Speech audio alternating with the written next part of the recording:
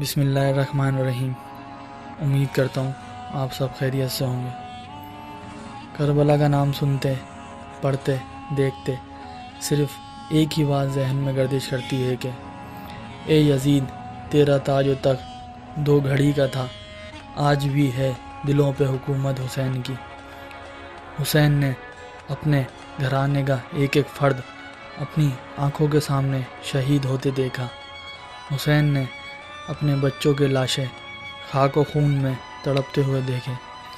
حسین کی پیاسی اور بلکتی بچیوں کی آوازیں حسین کے کانوں سے ٹکراتی، مگر وہ صبر و ضبط کا پیکر، وہ ہمت و استقلال کا ہمالیہ، وہ عزت و ناموس کا سراپا دشمن کے سامنے گردن جھکانے پر آمادہ نہ ہوا۔ وہ دشمن کے جم غفیر میں تنہا رہ گیا، مگر اس کے صبر و وقار کا اگر ہم دنیاوی نقطہ نظر سے دیکھیں تو حضرت امام حسین یہ جنگ ہار گئے تھے، لیکن اگر ہم دل، عشق اور ایمان کی نظروں سے دیکھیں تو حضرت امام حسین کی شکست پر کروڑوں فتوحات قربان کی جا سکتی ہیں۔ حضرت امام حسین نے کربلا میں ثابت کر دیا، اصل فتح ثابت قدمی ہوتی ہے۔ انسان کی اصل طاقت اس کا ایمان، اس کا ضمیر اور اس کا فیصلہ ہوتا ہے۔ حضرت امام حسین نے ثابت کر دیا، اصل زندگی حق کی راہ میں قربان ہونے کے بعد شروع ہوتی ہے، اور تعداد اور طاقت کبھی فیصلہ کن ثابت نہیں ہوتی۔ حضرت امام حسین یزید جیسی سپر پاور کے مقابلے میں اکیلے تھے۔ ان کے پاس اسلحہ تھا اور نہ ہی مال و دولت اور لشکر جرار۔ امام علی مقام نے اس قسم پرسی اور غربت کے باوجود آمر وقت سے ٹکر لی۔ وہ گھر سے نکلنے لگے تو اس وقت کے دانشوروں نے انہیں یزید کی طاقت، اختیارات، فوج اور اسلحے سے ڈرانے کی کوشش کی۔ لوگوں نے انہیں نظریہ ضروریت کی افادیت بتائی۔ لوگوں نے انہیں سب سے پہلے اپنا خاندان کا فلسفہ بتایا اور انہیں جان ہے تو جہان ہے جیسی حقیقت سمجھائی، لیکن امام علی مقام اپنا خاندان لے کر گھر سے نکلے۔ ان کے ساتھ صرف 72 لوگ تھے، جبکہ مقابلے میں وقت کی سپر پاور تھی۔ اگر ہم مصلحت کو معیار بنا لیں تو پھر ہمیں اپنی ساری دینی اور اسلامی تاریخ بدلنا پڑے گی۔ ہمیں حضرت ابراہیم علیہ السلام سے لے کر رسول اللہ صلی اللہ علیہ وآلہ وسلم تک سارے انبیاء کرام کی کوششوں کا نئے سرے سے جائزہ لینا پڑے گا۔ ہمیں محسوس ہوگا کہ حضرت ابراہیم علیہ السلام اکیلے تھے، لہٰذا انہیں نمرود سے نہیں ٹکرانا چاہیے تھا۔ حضرت موسیٰ کو فرعون کی بات مان لینی چاہیے تھی۔ حضرت عیسیٰ کو یہودیوں کے سامنے پسپا ہو جانا چاہیے تھا۔ اور اگر ہم دیکھیں تو بدر سے لے کر حنین تک سارے جنگیں قسم پرسی اور کمزوری کی حالت میں لڑی گئیں۔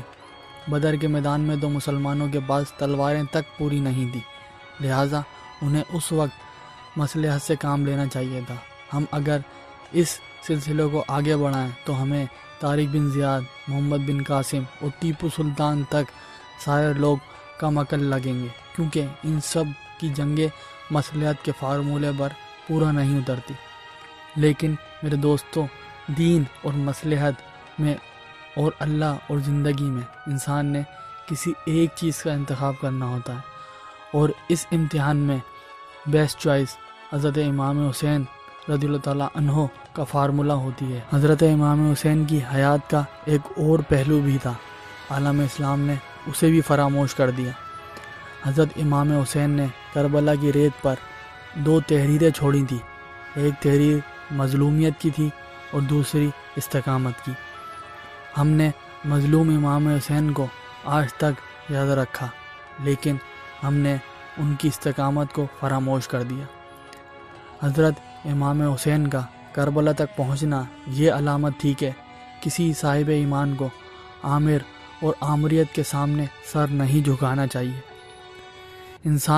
کسی انسان کو خدا نہیں سمجھنا چاہیے، لیکن افسوس ہم نے حضرت امام حسین کے سفر کو تو یاد رکھا، ہم نے فرات کے پیاسے کناروں، اہل بیت کی سسکیوں، علی اکبر کے لہو، علی اصغر کی ہچکیوں اور شام غریبہ کی پھیلتی سیاہیوں کو تو یاد رکھا، ہم نے شمر کی دست درازیوں اور ابن زیاد کی گستاخی کو بھی یاد رکھا، اور ہم نے حضرت امام حسین کی آخری نماز اور آخری سجدے تک یاد رکھے، لیکن ہم حضرت امام حسین کا پیغام بھول گئے، ہم نے ان کی استقامت فراموش کر دی۔